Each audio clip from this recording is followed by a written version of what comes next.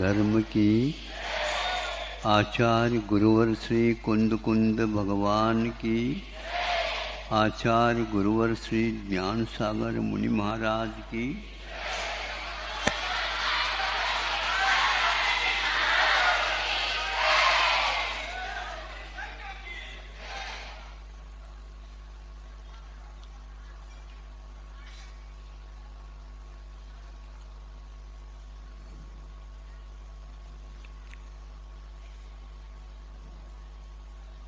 छाया के बाद धूप और धूप के बाद छाया,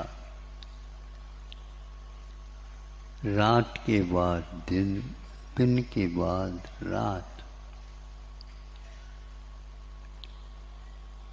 सुख के बाद दुख और दुख के बाद मिले ये नियम नहीं। यह ब्रेक भी लगाया जा सकता है कि सुख के बाद दुख मिले, ये नियम नहीं। जिनको जिस भाव से मुक्त होना है वह अभी वर्तमान में भी सुखी है और अंत में दुख को मिटा करके महापुरुष इस सुख और दुख की परंपरा से डरते नहीं, क्योंकि इसमें हम एक ऐसा उपाय भी सोच सकते हैं, दोनों का अभाव एक साथ हो सकता है। और इसी एक श्रद्धान के साथ वे लोग आने वाले एक प्रकार से दुख से डरते नहीं और सुख जो आता है उसमें वे रुचि भी नहीं लेते, क्योंकि तुलनात्मक जब तक सुख दुख होते हैं उसमें कभी सुख और दुख का अनुभव होता है, किंतु यह नश्वर है, यह कर्म के ऊपर आधारित है और वो कर्म हमने ही किए हैं तो वही रूप में आएगा। भोजन आपने किया किंतु बाद में आधा एक घंटे के बाद डकार आ गई। आप सुन रहे हैं? डकार आ गई तो उस डकार में क्या होता हो बताओ? जो खाया है उसकी ही गंध और रस आदि आएगा। खाओ तो आप महेरी और स्वाद अब आ जाए डकार की, मीठी हो सकता है। अब जब खाए लिया तो अब मेहर की दिन डकार आ रही है। दुनिया कैसी क्या क्या खा कर क्या है, डकार आ रही, आ तो रहे भैया खट्टी। अब खट्टी से या क्या मतलब है, मीठे से क्या मतलब, दोनों ही समाप्त हो चुकी है। बस साहस करके उस ओर न देखते हुए आप पीठ फेर दो, उससे सब कुछ समाप्त हो सकता। हम याद करते हैं उससे बहुत दुख होता, वर्तमान दुख इतना नहीं होता। याद करते हैं और याद करते हैं तो फिर हमारी गलती। याद महाराज नहीं भी करना चाहते हैं किंतु फिर भी याद आती है। लेकिन हमेशा आती है ये नियम नहीं। कभी कभी अच्छे स्मरण भी तो आ सकते हैं, जो घटना घटी है उसके बाद उसको आप हमेशा याद रखो। हमेशा हमेशा एक ही एक से कोई भी किसी के जीवन में होता ही नहीं। इसी एकमात्र सिद्धांत से बड़े बड़े कष्टों को महापुरुष लोग सहन कर जाते हैं और दीनहीन संसार ही हम लोगों की कथा अलग हो जाती। धैर्य नहीं, महाराज आप दे दो एक पक्का सिर दे और उसका दाम कितना है बता दो। धैर्य की कोई कीमत नहीं होती और धैर्य के माध्यम से अच्छे अच्छे काम किए जा सकते हैं और धैर्य रखते हैं तो बुरे काम भी हो जाते हैं। अब आप लोगों को इन दोनों से यदि बचना है,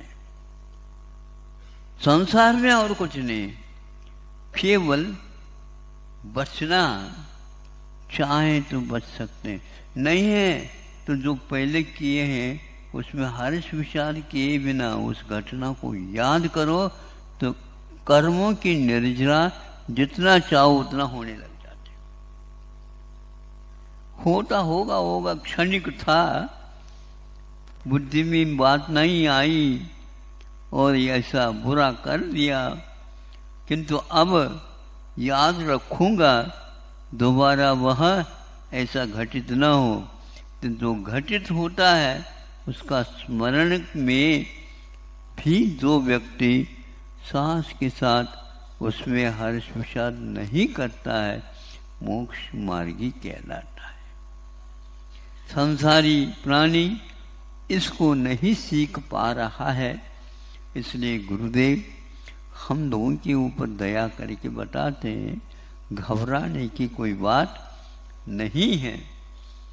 यदि विद्यालय में जाने का हमने रास्ता ही खोल दिया तो विद्या अध्ययन करो, लेकिन विद्या अध्ययन करते करते करते अंत में आ गया परीक्षा दो। आपने तो ऐसा कुछ नहीं कहा था, अध्ययन अच्छा कर लो। आपने अच्छा किया, हाँ बिल्कुल अच्छा किया है, लेकिन ये परीक्षा क्या है समझ में नहीं आता। अच्छे अच्छे व्यक्ति परीक्षा में घबराने के कारण दिमाग में कुछ आता ही नहीं, दिखाई नहीं जाता, उसके कारण अनुत्तीर्ण रह जाते हैं। तो उनको समझाना पड़ता है अब की बार आप उत्तीर्ण हो जाओगे, लेकिन ये याद मत करो, वो जो याद किया गया है उसी को याद करके लिख देना, घबराना नहीं। कई बच्चे परीक्षा के कारण बुखार से पीड़ित हो जाते हैं। क्यों बच्चों, होते क्या नहीं होते हैं? और हमारे पास उनके माता पिता भेज देते हैं उसको, महाराज आशीर्वाद दे देंगे सब ठीक हो जाएगा।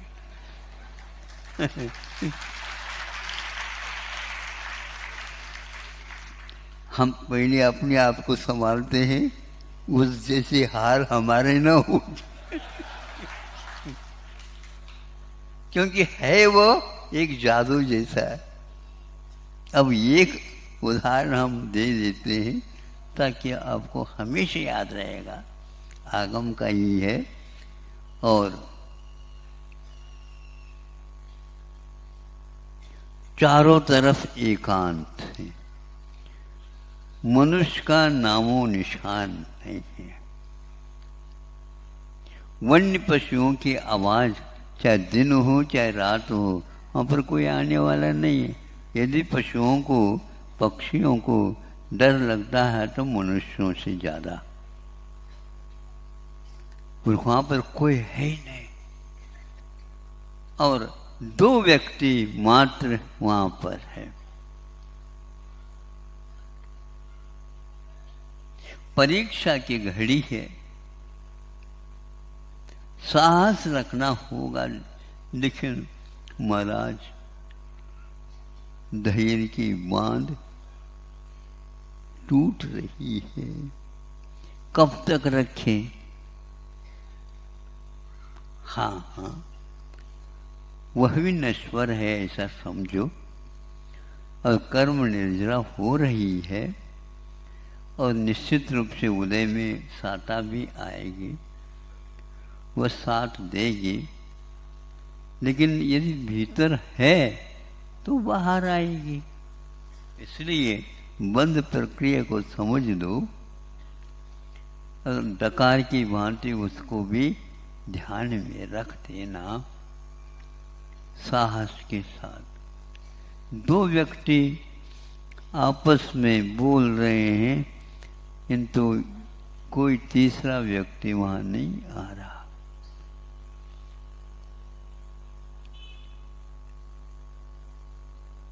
उसी में एक मुनि महाराज का वहां पर दर्शन हो गया। ये पुण्य का उदय है। ऐसे मुनि महाराज जो एक प्रकार से रिद्धिधारी थे, और बहुत कुछ उनका ज्ञान विकसित था, स्व के साथ पर को भी वो जानते थे। उनके पास जाकर के रोते हुए दोनों व्यक्ति बैठ जाते। भगवान आप ही है, ये तुझे दर्शन दे दिया, बहुत अच्छा हुआ, किंतु इसके उपरांत भी जो पहाड़ चट्टान सिर पर गिर रहा या गिरेगा, गिर गया, इसका कौन कैसा, और गर्भ में शिशु है, उसका कैसा होगा।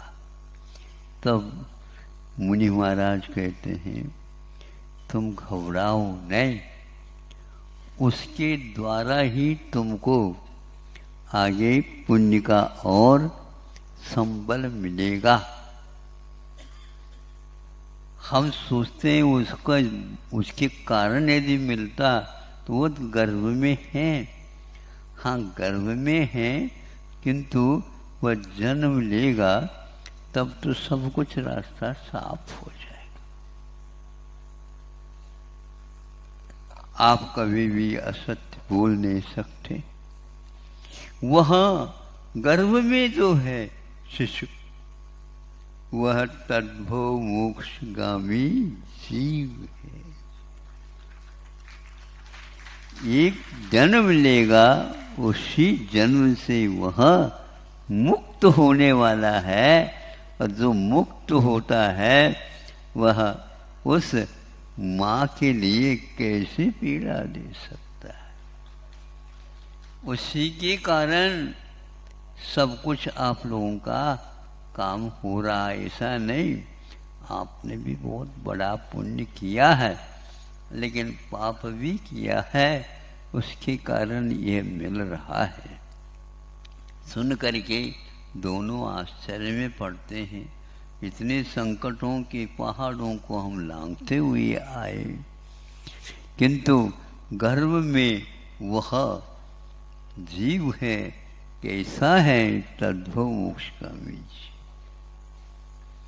वह स्वयं तो मुक्त होना ही है, दूसरे के लिए भी पूरा रास्ता बनाना। और रिद्धिधारी मुनि महाराज इसके बाद आकाश में उड़ जाते हैं। कैसा लगता। इतने दुखी जीवों के पास भी वे बोले, आशीर्वाद दिया, सांत्वना दी और सहानुभूति हुई, इतना ही पर्याप्त था, वो चले।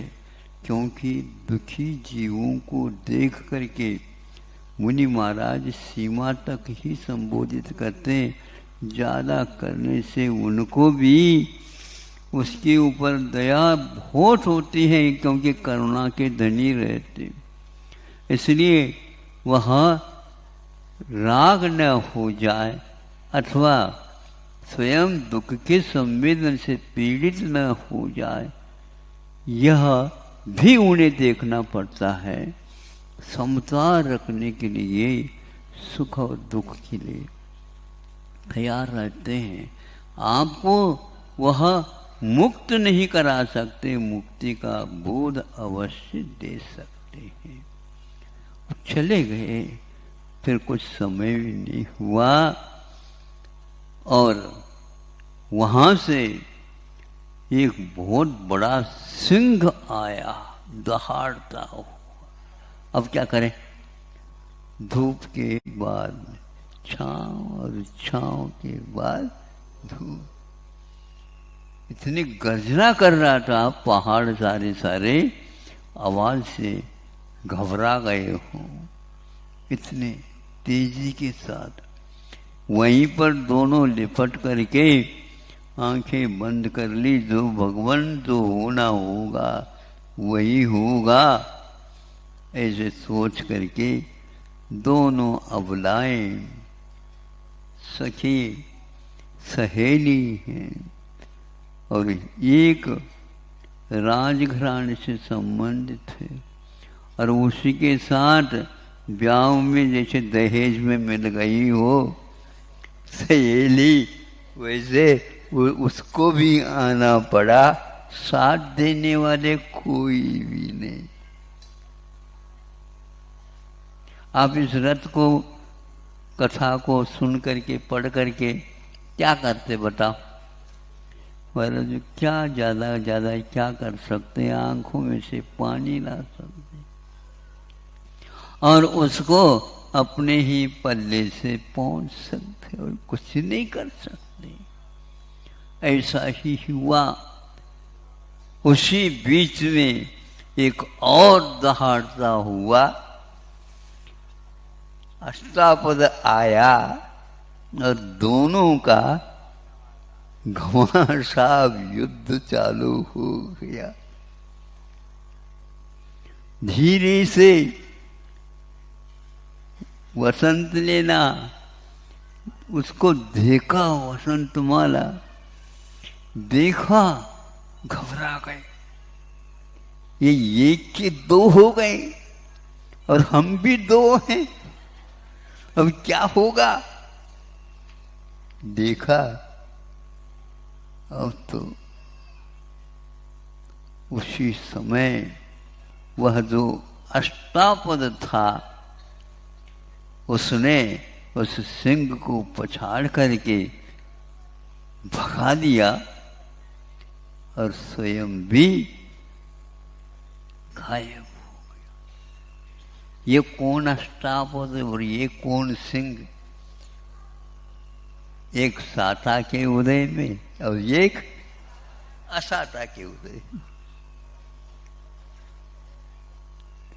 और क्या? अब शिशु है, गर्भ में है, उसकी प्रसूति, उसका जन्म कैसा होगा या प्रबंध कैसा होगा? बताओ। आप लोग जनता का प्रबंधन कर रहे हो क्या? नहीं, महाराज टूटी फूटी कर रहे हैं। तो उस आपको तो कम से कम टूटी फूटी कर रहे हैं, लेकिन वहां पर जंगल में, गुफा में वो दोनों हैं और वहीं पर रह करके जन्म देना है। कैसा होगा बताओ? किंतु उन्होंने कहा तद्भव मोक्षगामी जीव है, इसलिए सब प्रबंध होगा।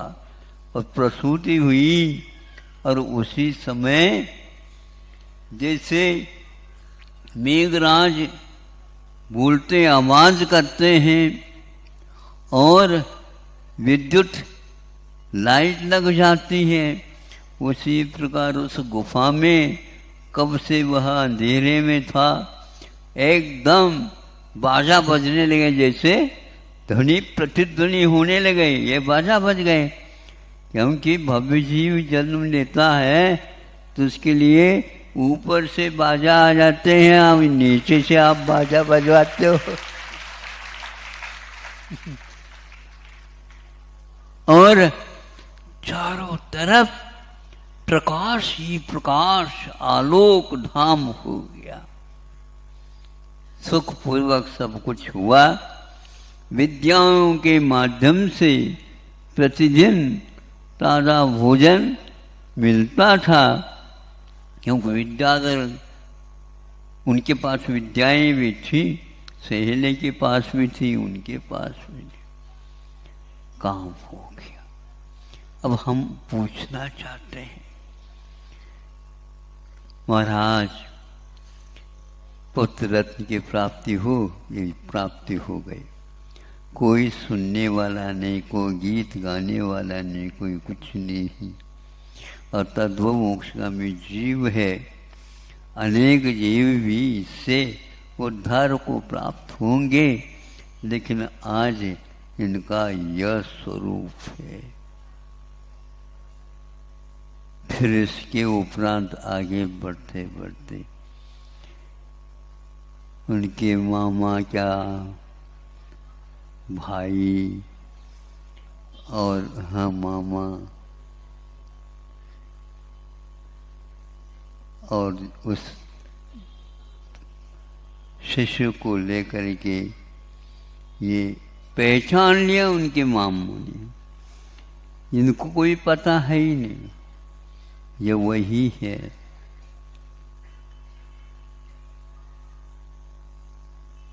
कोई बात नहीं, अब थोड़ा सा सहारा मिल गया। जैसे वनस्पति बेल रहती है और बहुत लहलहाती रहती है, लेकिन वह फिर भी सोच में रहती है यहाँ पर कोई छोटा सा भी पेड़ पौधा हो तो मैं अपनी रक्षा कर लूँ। तो यह मामा आ गया, ले करके चले। उसके बीच में भी बहुत सारी घटनाएं घटी। अंत तक पवन जी का मिलन होना बहुत कठिन। वह बहुत कुछ यूं कहना चाहिए, और कोई होता तो टिक नहीं सकता। हमारे विचार से कवि को भी बहुत साहस रख करके सबका चित्रण करना पड़ता। कभी कभी दुखद पत्र यदि आप लिखते हो तो अपने आंखों में से आंसू गिर जाते उस पत्र के ऊपर। इस पत्र को जब खोल करके वह जिसको आपने डाला था वो देखता है, भैया ये पत्र तो लिखा गया है, किंतु कोई न कोई हाथ से, मान लो गीले हाथ से रखा हो, उसके कारण ये स्याही फैल गई। फिर बाद में उसके मन में आता है वो ये नहीं, दुखद पत्र है, इसलिए उसी के लिखते लिखते उसकी आंखों में से पानी आ जाए। और भगवान यदि मान लो आपको पत्र लिख रहे हैं या संदेशा देख रहे हैं, उनके पास आंखों में पानी भी नहीं है, लेकिन उनको दया नहीं है, ऐसा नहीं है। इसलिए तो उपदेश देते हैं, ये तुम्हारा पत्र तुम ही स्वयं पढ़ लो। सर्वज्ञ को सभी को जानने की क्षमता आ जाती है। उस समय